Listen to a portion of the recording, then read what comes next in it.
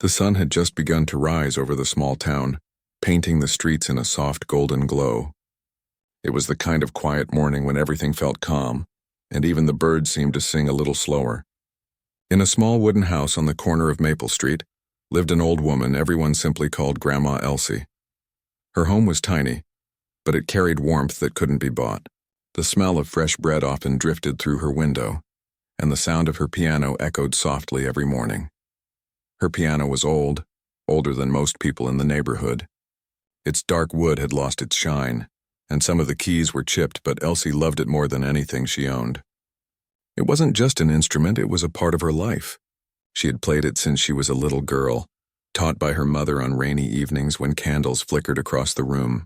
Every note she played carried memories, and though her fingers had grown slow with age, her touch still carried a strange magic.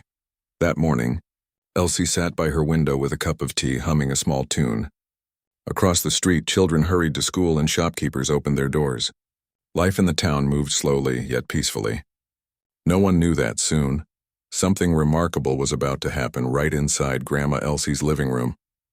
A few streets away, the local community center was preparing for a charity concert. It was a small event meant to raise funds for the local hospital. Posters hung on light poles announcing that a famous pianist, known only as the Maestro, would be attending as a special guest. He had played in grand concert halls, won awards, and traveled around the world. His visit to their humble town was the talk of everyone. When word reached Grandma Elsie's ears, she smiled to herself. She had heard of the Maestro before. People said his performances were perfect, that his hands moved faster than the eye could follow. Yet to her, perfection had never been what music was about. She believed music was a feeling, something you shared, not something you proved. Still, she was happy for the town. It had been a long time since they had something exciting happen. Later that day, a few organizers came knocking at her door. One of them, a cheerful woman with a clipboard, asked if she might be willing to lend her piano for the small meet and greet before the concert. The town hall's piano had a broken pedal, and they needed one quickly. Elsie chuckled softly. Her piano? The one with sticky keys and worn pedals? It didn't sound like something fit for a world-famous musician, but she agreed anyway. It still plays just fine if you treat it kindly, she said, smiling. When the organizers told the Maestro about it, he laughed lightly. An old cottage piano, he said. Well, that will be something different. His tone wasn't cruel, but there was a hint of disbelief. He had spent years surrounded by grand pianos polished to perfection, instruments that cost more than most people earned in a year. The thought of playing an old home-kept piano amused him. Still, he agreed to visit. He said he'd come by in the afternoon before the concert to see what kind of piano this little town had to offer. By noon, word spread quickly. The Maestro himself was going to visit Grandma Elsie's house. Children ran through the streets telling everyone, and soon neighbors gathered near her porch, pretending to walk by just to catch a glimpse. Elsie tidied up her living room, brushed the dust off the piano, and laid a fresh doily on top. She didn't feel nervous. She was more curious than anything. To her, it was just another afternoon, another chance to share a bit of music. When the Maestro finally arrived, his car stopped quietly outside. He stepped out, tall and elegant, wearing a long, dark coat despite the warm day. His polished shoes clicked softly against the pavement. People whispered as he passed, phones raised discreetly to capture a photo. Elsie opened her door before he could knock, her face warm with welcome. You must be the famous pianist everyone's talking about, she said kindly. He smiled politely and bowed his head slightly. And you must be the woman with the legendary piano, he said, half teasing. He stepped inside and his eyes scanned the small living room. It was cozy, filled with books, photographs, and lace curtains, but the piano stood out immediately. It sat against the wall, its wood faded, the brass pedals dull. The Maestro approached it slowly as if studying a piece of history. He ran his fingers along the top, feeling the scratches and dents. Then he pressed a single key. The note rang out, soft, imperfect, slightly flat. He chuckled under his breath. This piano has seen better days, he said with a light grin. His words weren't meant to insult, but there was a trace of amusement that didn't go unnoticed. Elsie, still smiling, walked over beside him. Yes, it's been through quite a lot, she said calmly. But it still sings if you listen close enough. The Maestro sat down and played a short scale. The sound wavered unevenly and he shook his head slightly. "You must have great patience to play on this," he said. Elsie poured him a cup of tea and handed it over. "Patience and love," she replied. "Music doesn't ask for much more than that." He looked at her, surprised by her gentle confidence. There was something about her presence, peaceful, grounded, that made him curious. "Do you still play often?" he asked. She nodded. "Every morning. It keeps me company." She smiled faintly, eyes soft. "It's the only friend that never stopped listening." For a moment, neither of them spoke. The room was filled only with the ticking of the clock on the wall. The maestro glanced again at the piano, then back at the elderly woman standing before him. "Would you like me to test it properly?" he asked, reaching for his coat cuffs. "Maybe play a small piece?" Elsie nodded politely. "Please, go ahead. I'd like to hear how she sounds under your hands." He placed his fingers on the keys and began to play. The notes came out clear at first, then stumbled as the piano's age betrayed it. Some keys stuck slightly, some tones buzzed faintly, but still he played through it. When he finished, he chuckled again and said, "Well, it has charm, I'll give it that." Elsie only smiled, her eyes twinkling. "Charm is a kind word for something so old," she said. Then she looked at him quietly. "Would you mind if I played something?" The maestro hesitated. He didn't mean to offend her, but part of him didn't expect much. Still, curiosity got the better of him, and he gestured politely. "Of course," he said. "Please." She sat down slowly, her back straight, her hands trembling slightly as they hovered over the keys. For a second, she didn't move. Then she took a deep breath and pressed the first key. The sound was soft, almost fragile, but it carried warmth. The room seemed to hold its breath as the first few notes drifted out. The maestro crossed his arms lightly, still smiling, but he noticed something. Despite the piano's flaws, her touch was gentle, sure, and deeply expressive. Each note seemed to bloom like a small flower. Elsie didn't look at the keys. Her eyes were far away, somewhere in the past. She played a slow tune that rose and fell like a whisper, one that spoke of love, of loss, of memories that never faded. The maestro found himself slowly lowering his arms, his expression changing. He could feel something in her music, a kind of truth that technique could never teach. He said nothing, only listened. When she finished, she turned to him and said softly, "This piano isn't perfect, but neither am I. Maybe that's why we get along so well." She laughed lightly, her eyes bright. The maestro didn't laugh this time. He just nodded slowly, still lost in thought. Outside, a few neighbors peeked through the windows, unaware that inside that small room, something quiet yet powerful had just happened. The maestro placed his hand gently on the piano's top again, but now his touch was different, more respectful, almost tender. "You've given this instrument life again," he said quietly. She shook her head. "It never lost it. People just stopped listening." The room filled again with silence, but it wasn't empty. It was full of something unspoken, something real. The maestro glanced at her once more, then at the piano.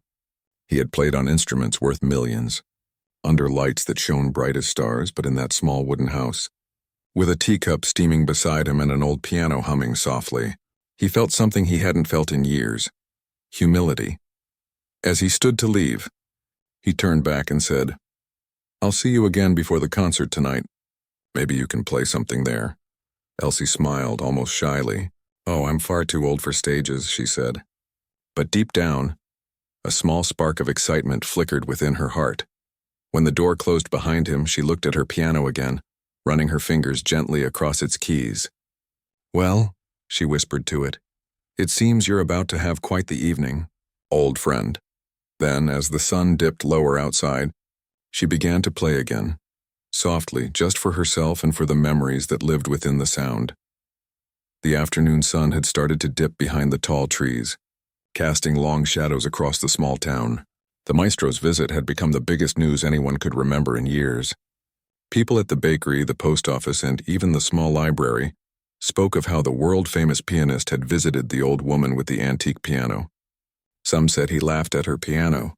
Others said he was touched by her kindness. But no one really knew what had happened inside that little house. Inside her home, Grandma Elsie sat quietly beside her piano, sipping her evening tea. She wasn't thinking much about what the neighbors might be saying. Her thoughts were on the music she had played earlier.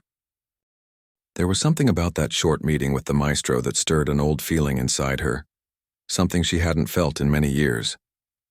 It wasn't pride or nervousness. It was more like a quiet excitement, a soft hum in her heart.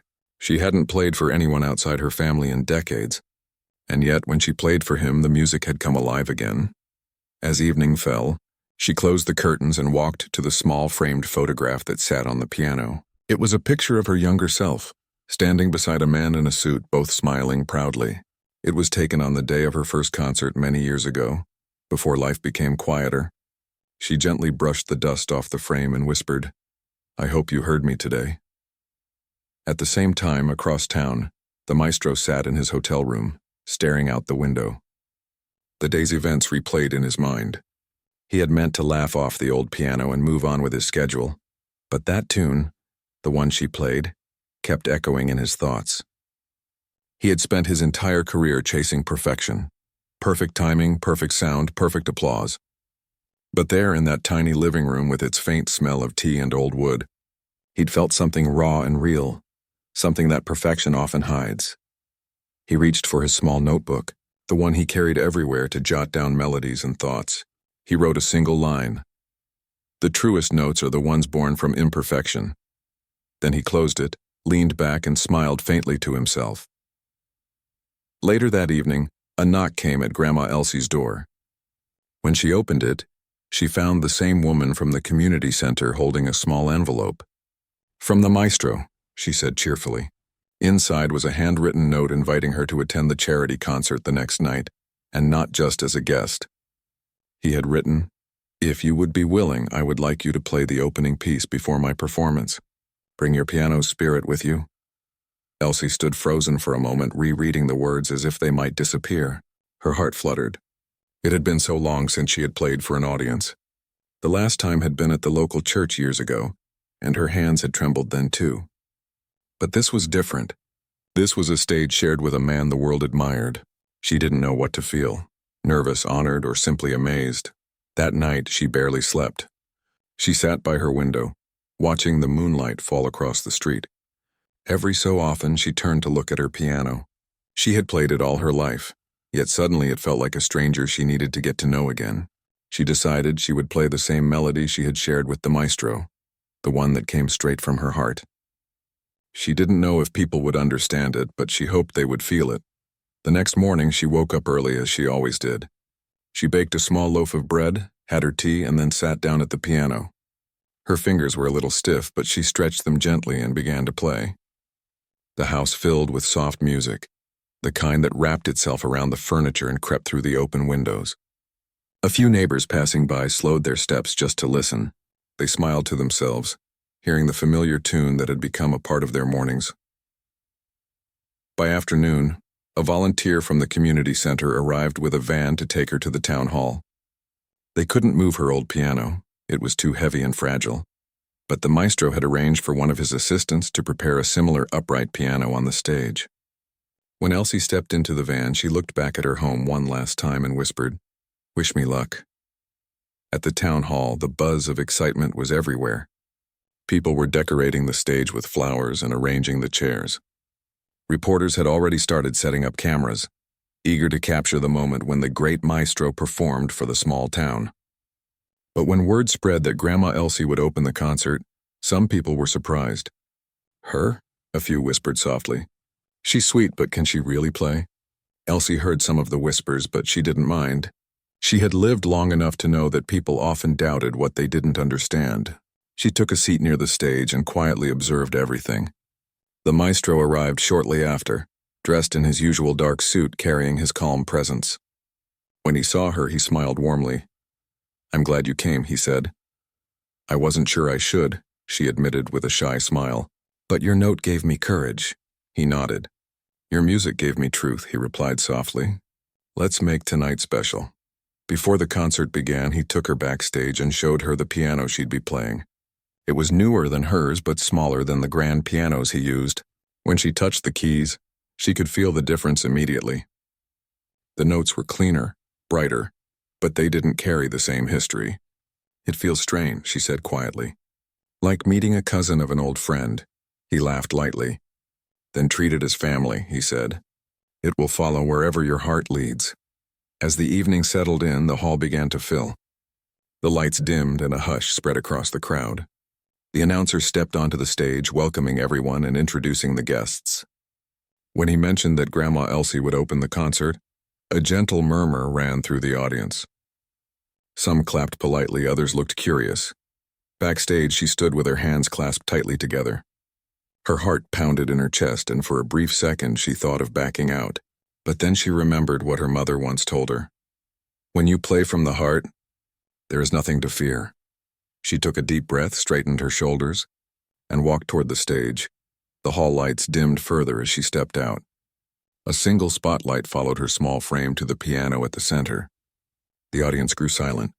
She sat down slowly, her fingers trembling as they hovered above the keys.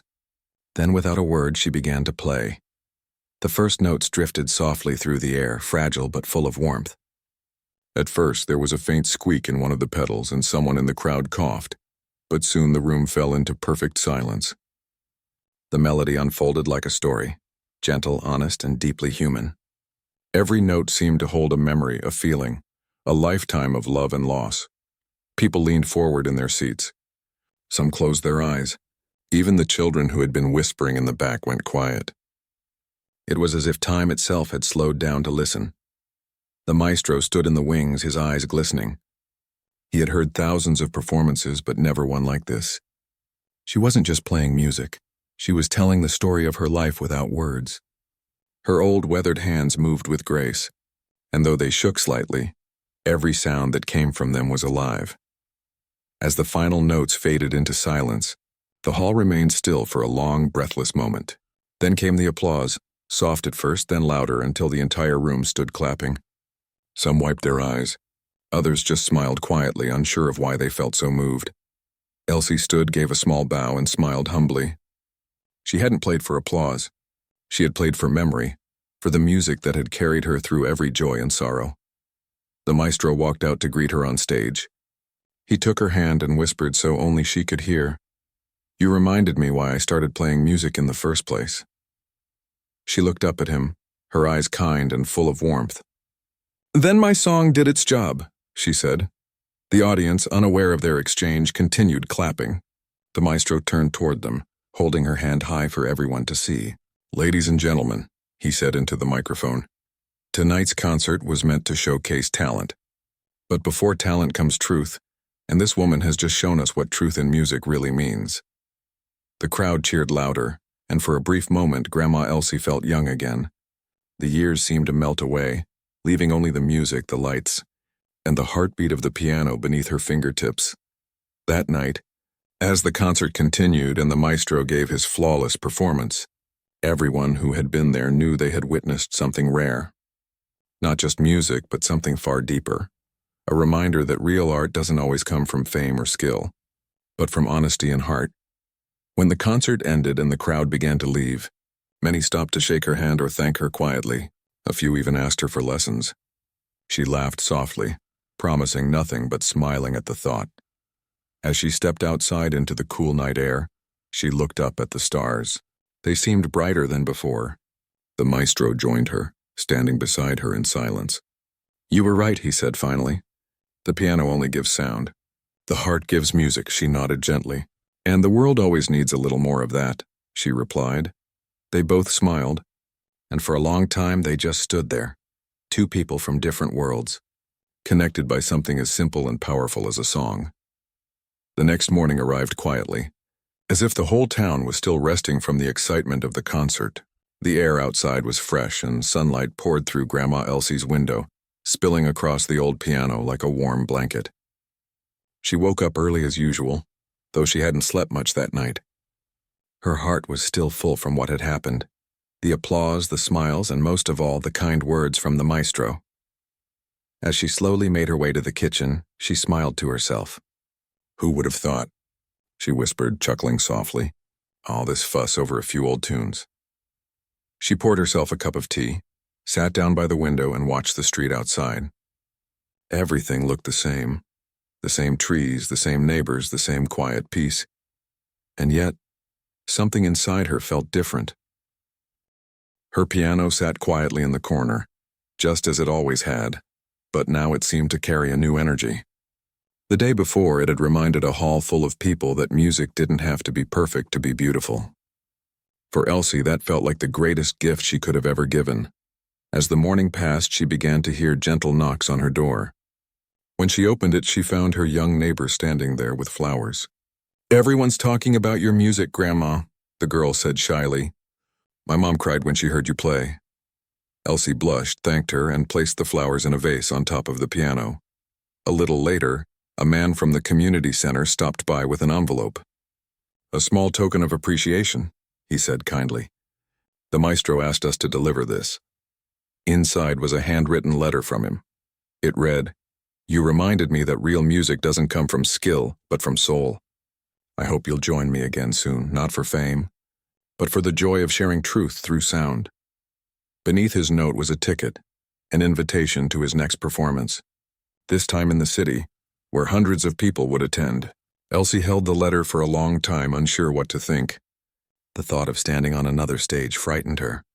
She had spent years playing for herself, never for crowds, but a small part of her, the same part that once dreamed of performing when she was young, whispered, "Maybe it's not too late." For the next few days, life in town carried on as usual. People dropped by often, asking to hear her play again. Some even brought old instruments from their attics, hoping she could show them how to use them. The sound of laughter and soft music began to fill her home every afternoon. It was as if the performance had awakened something in everyone, a reminder that music wasn't about competition, but about connection.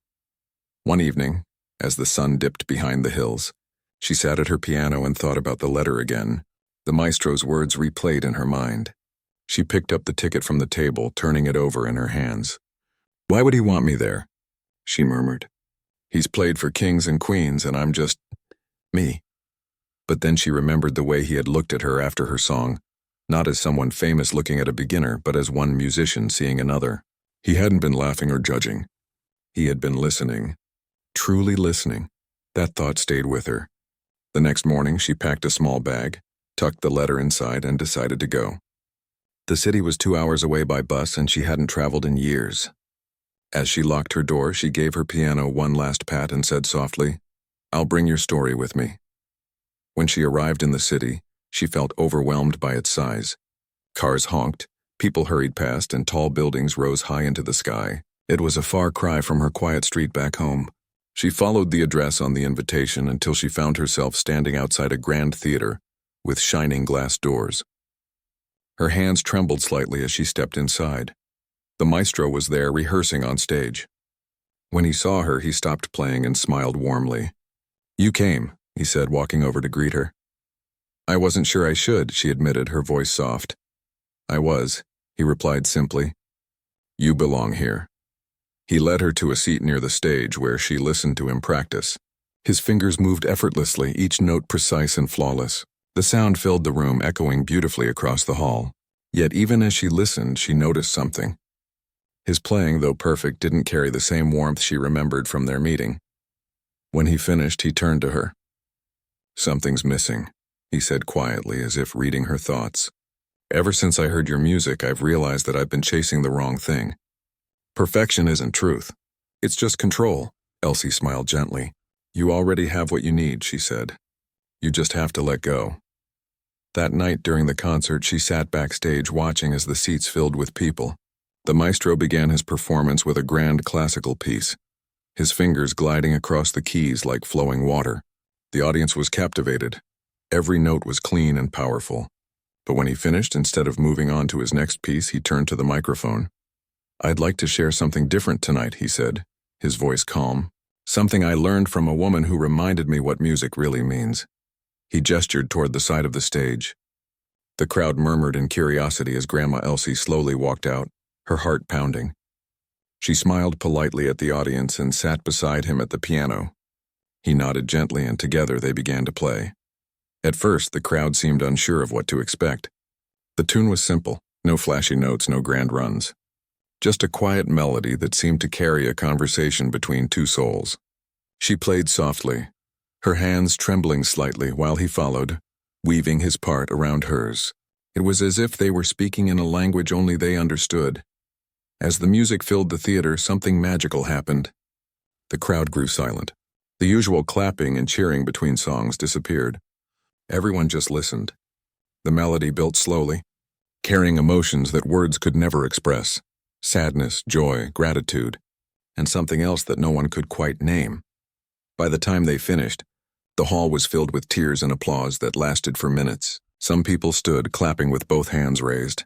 Others simply wiped their eyes, lost in thought. The maestro turned to her and whispered, "You see? The heart still knows how to speak," she smiled faintly. "It always does. We just forget to listen sometimes." When they left the stage, he walked beside her quietly. Outside the theater, a few people waited to thank her. She was shy, unsure how to react to the sudden attention, but she greeted everyone kindly. Someone asked if she'd be performing again, and she laughed softly. "Only if the piano invites me," she said. That night, after everything was over, the maestro invited her to dinner. They talked for hours about music, life, and the strange way time changes everything. He told her how before meeting her he had started to feel empty, like his music had become a performance instead of a purpose. "You reminded me what it was all for," he said. "Not applause, not fame, just connection." Elsie listened quietly, then said something that stayed with him forever. "You can spend your whole life learning to play perfectly," she said. "But the moment you stop feeling, you stop being a musician.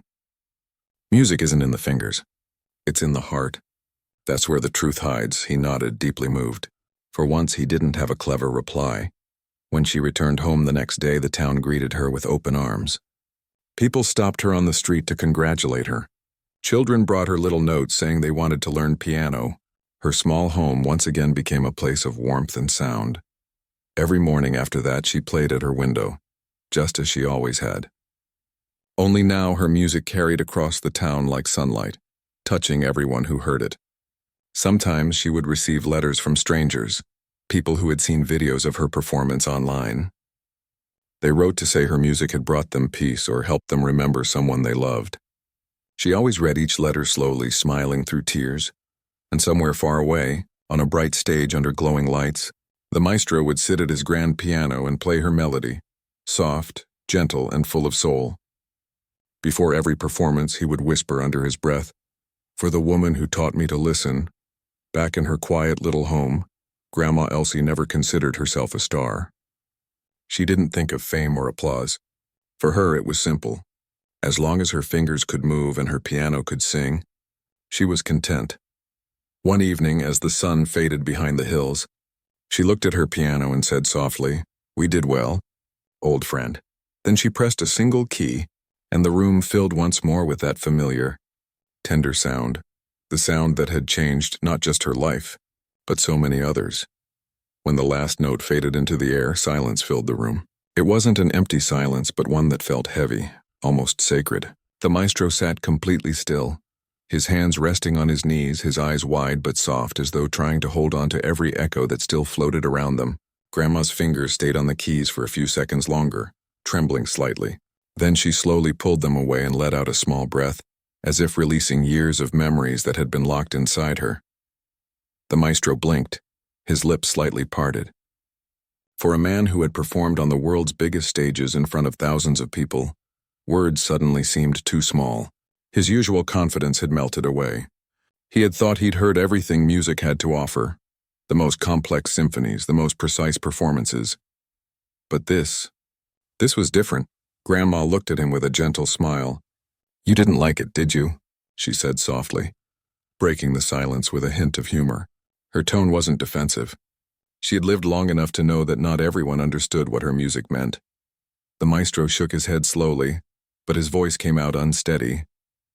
"No," he said quietly. I loved it. I just don't know how to explain what I felt." He looked down at the piano again. Just a few minutes ago he had laughed at it, called it old, said it belonged in a museum. But now he saw it differently. The faded keys, the cracked wood, the worn-out pedals, they weren't flaws anymore. They were proof of time, of love, of stories that had been told through music for generations.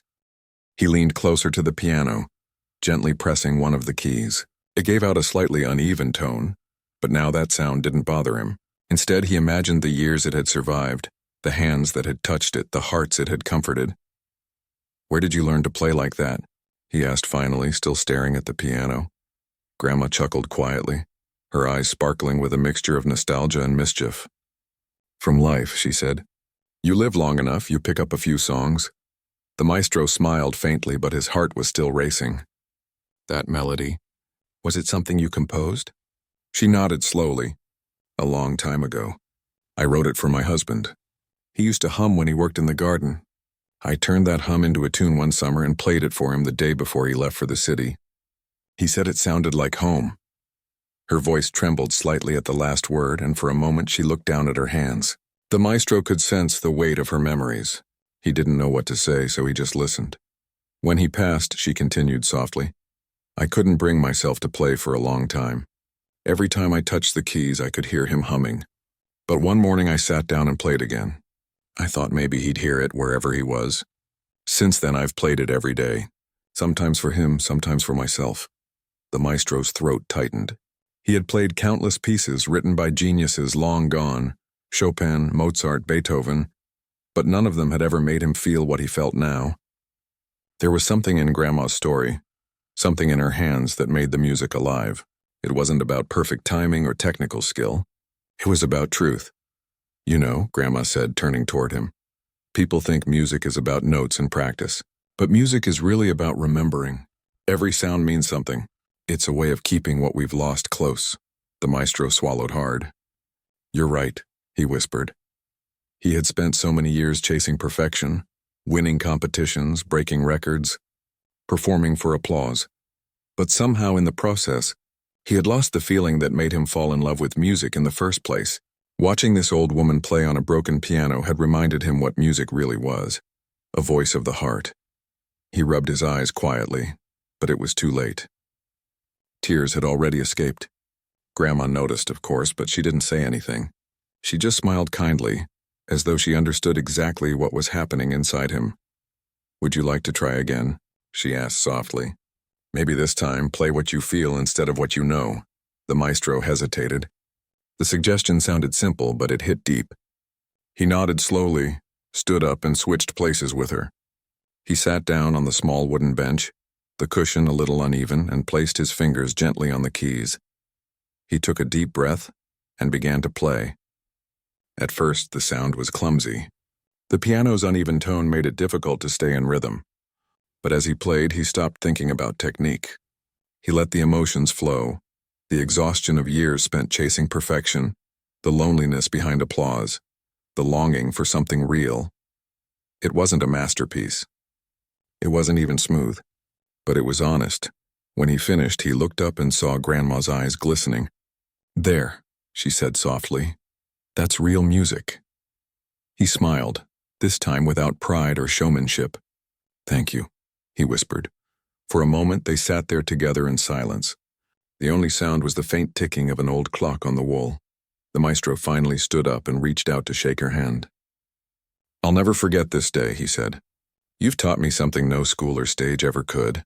Grandma laughed lightly. "You don't forget the truth once you've heard it," she replied. He looked around the small living room once more. There was nothing fancy, just family photos, a few old books, a vase of wilted flowers, but everything felt alive. The warmth of that place was something he hadn't felt in years. Before leaving, he took out his phone and hesitated.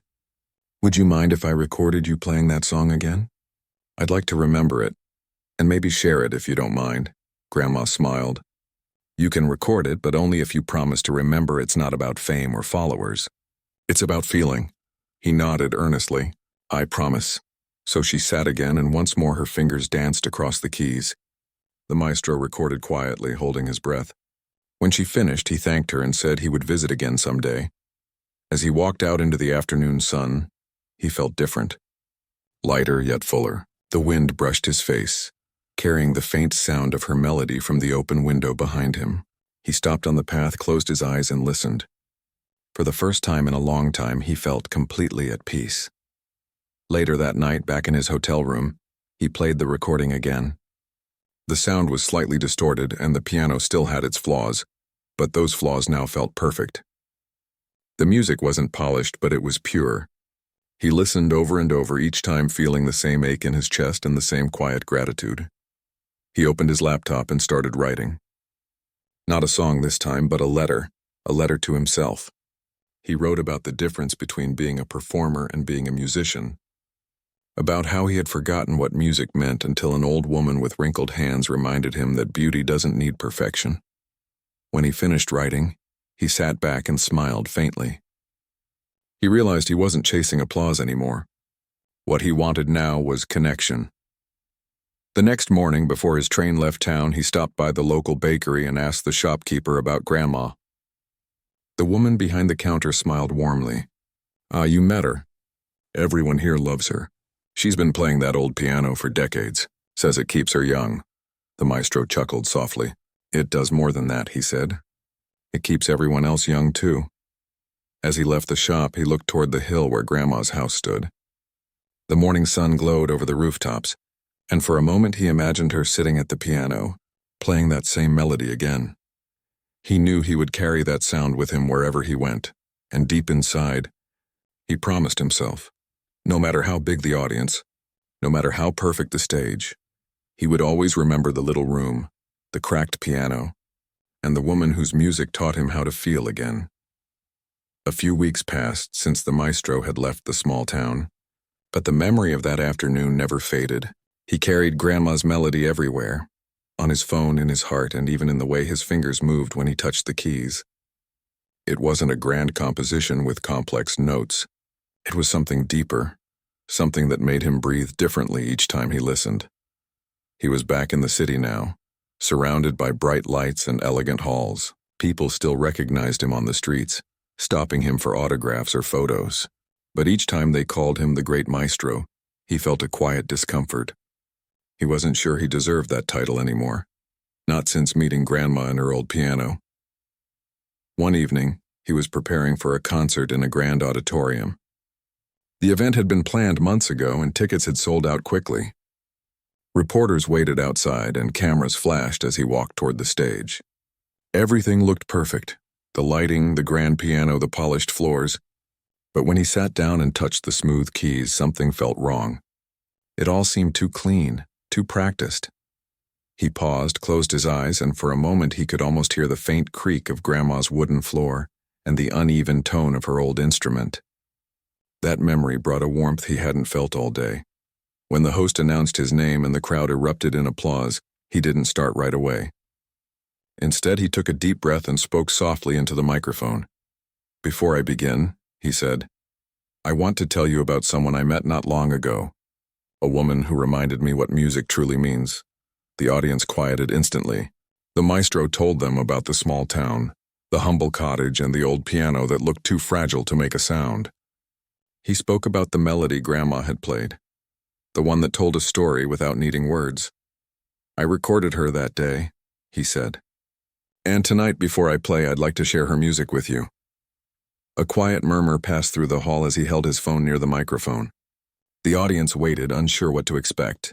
Then through the speakers came the gentle sound of Grandma's piano, uneven, soft, yet full of life. At first people listened politely, but soon the entire room grew still. The melody reached every corner of the hall like a whisper of truth. Some audience members closed their eyes. Others wiped tears without knowing why. It was raw and imperfect, but it touched something deep within them. When the recording ended, no one clapped immediately. The silence was powerful, like the hush that follows a prayer. The maestro finally spoke again, his voice trembling slightly. "That," he said, "was real music, and now I will try to honor it." Then he began to play. He didn't follow the sheet music that lay on the stand. He followed his heart. His performance that night was different from anything he'd ever done. Every note carried emotion, not precision. Every pause carried meaning. By the time he finished, people were standing, clapping through tears. Later that night, a short clip of his speech and Grandma's recording was shared online by an audience member. Within hours, it began spreading across the internet. The caption simply read, "The world-famous maestro shares a song that changed his life." By morning, millions had watched it. People from all over the world commented on how the melody reminded them of someone they'd loved, someone they'd lost, or something they'd forgotten. Some said it gave them peace. Others said it made them cry in the best way possible. The maestro woke up to hundreds of messages from journalists, fans, and fellow musicians. But the only thing he cared about was whether Grandma had seen it. He called the small-town cafe where he'd bought bread before leaving and asked if they could deliver a message to her. The woman on the phone laughed softly. "Oh, she knows," she said. "She's been getting letters and flowers all week. You've made her quite famous." He couldn't help but laugh, imagining Grandma sitting at her piano, completely unaware of how many hearts she'd touched. He decided to visit again. A few days later, he drove back into the little town. The roads looked the same bakery on the corner, the same quiet streets. When he reached Grandma's cottage, he saw a small crowd gathered outside. Neighbors, children, even a few tourists who had recognized the house from the video. Grandma was sitting on her porch, smiling and waving as people thanked her for her music. She looked up as the maestro approached, her eyes shining. "I thought you'd forgotten about us," she teased gently. "Never," he said, smiling back. "You've become a star," she chuckled. "Oh, I don't know about that. I'm just an old lady with a piano that barely works." He shook his head. "You're more than that. You've reminded the world what music feels like." She invited him inside, and the room felt exactly as it had before.